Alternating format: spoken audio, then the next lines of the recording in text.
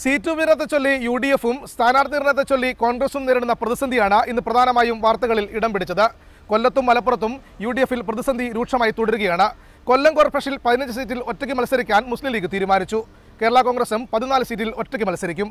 അവസാനം ഞങ്ങൾ ജയിച്ച സീറ്റ് ഉൾപ്പെടെ പള്ളിമുക്ക് ജംഗ്ഷനിൽ 95% മുസ്ലിം ലീഗ് ഉള്ളതും മുസ്ലിം പ്രവർത്തകരുള്ളതുമായ സീറ്റ് തിരിച്ച് കൊടുക്കണം, UDF തിരിച്ചു കൊടുക്കണം എന്നുള്ള കാര്യത്തിലാണ് ഞങ്ങളിപ്പം ഒറ്റയ്ക്ക് നിൽക്കാൻ ഞങ്ങൾ തീരുമാനിക്കേണ്ടി വന്നത്.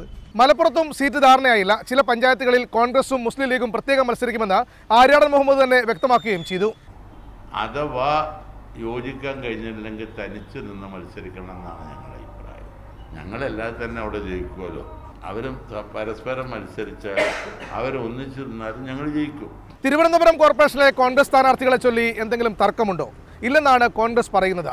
എന്തായാലും മേയർ സ്ഥാനത്തേക്ക് ആരെയും ഉയർത്തിക്കാട്ടേണ്ട എന്നാണ് തീരുമാനം. ഈ തെരഞ്ഞെടുപ്പിൽ മാർക്സിസ്റ്റ് പാർട്ടി അവരുടെ ഒരു മേയർ സ്ഥാനാർത്ഥിയെ പ്രഖ്യാപിച്ചുകൊണ്ട് ഞങ്ങളെല്ലാം പ്രഖ്യാപിക്കണമെന്ന് വാശി പിടിക്കാൻ ആരെങ്കിലും. സ്ഥാനാർത്ഥികളെ തീരുമാനിക്കുമ്പോൾ യുവാക്കൾക്ക് മതിയായ പ്രാതിനിധ്യം വേണമെന്ന് KPCC പ്രസിഡന്റ് അയച്ച സർക്കുലറിൽ പറഞ്ഞിരുന്നു. എന്നാൽ യുവാക്കൾക്ക് മതിയായ പരിഗണന ലഭിച്ചില്ലെന്നാണ് യൂത്ത് കോൺഗ്രസിന്റെ വാദം. പ്രതിഷേധമറിയിച്ച് സംസ്ഥാന വൈസ് പ്രസിഡന്റ് സ്ഥാനം CR മഹേഷ് രാജിവെച്ചു. ത്രിതല പഞ്ചായത്ത് തെരഞ്ഞെടുപ്പിൽ കേരളത്തിലെ യൂത്ത് കോൺഗ്രസ് പ്രവർത്തകരോടുള്ള നേതൃത്വത്തിൻ്റെ അവഗണനയിൽ പ്രതിഷേധിച്ചുകൊണ്ട് ഞാൻ യൂത്ത് കോൺഗ്രസിൻ്റെ സംസ്ഥാന വൈസ് പ്രസിഡന്റ് സ്ഥാനം രാജിവെച്ചതായി അറിയിക്കുകയാണ്. ഫസൽ വധക്കേസിൽ ആരോപണ വിധേയരായ കാരായി ചന്ദ്രശേഖരനും കാരായി രാജനും മത്സരിക്കുന്നത് പ്രചാരണ വിഷയമാക്കാനാണ് കോൺഗ്രസ് ശ്രമം. ആരോപണ വിധേയർ മത്സരിക്കുന്നതിൽ VS അച്യുതാനന്ദന്റെ അഭിപ്രായം അറിയണമെന്നും ഇവർ പറയുന്നു. ശിക്ഷിക്കപ്പെട്ടവരെ പോലും കോൺഗ്രസ് സ്ഥാനാർത്ഥിയാക്കിയിട്ടുണ്ടെന്നായിരുന്നു CPM സംസ്ഥാന സെക്രട്ടറി കോടിയേരി ബാലകൃഷ്ണന്റെ മറുപടി. കൊലപാതക കേസിൽ ആരും പ്രതിയാകാം. ആ പ്രതിയായിട്ടുള്ള ആളുകൾ കോടതി വിചാരണ ചെയ്ത് അവരെ ശിക്ഷാ നടപടിക്ക് വിധേയമാക്കുമ്പോൾ മാത്രമാണ് അത് സംബന്ധിച്ചുള്ള കോടതിയുടെ തീരുമാനം ഉണ്ടാകുന്നത്.